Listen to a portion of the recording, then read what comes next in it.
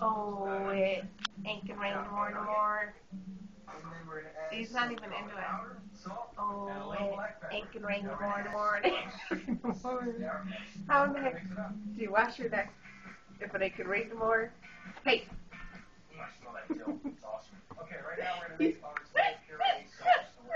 Oh, it ain't gonna rain no more. It ain't gonna rain no more.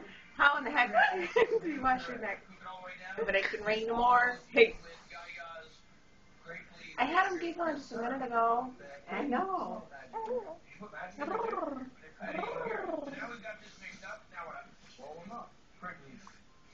Stem off the back here. Just give a little portion on, and we roll the back first, then the side, and all the way.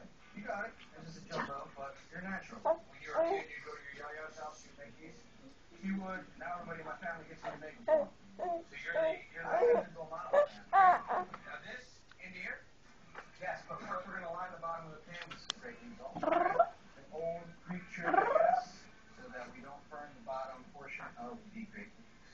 So you can just stack them on top of each other. We're going to stack them neatly. It's going to go this way. So they're in. Now we're going to add some olive oil first, and we're going to add lemon juice. And usually we use a full bottle just because this is where all the flavor comes from. It gets saturated with the grape leaf, and that's what you want. And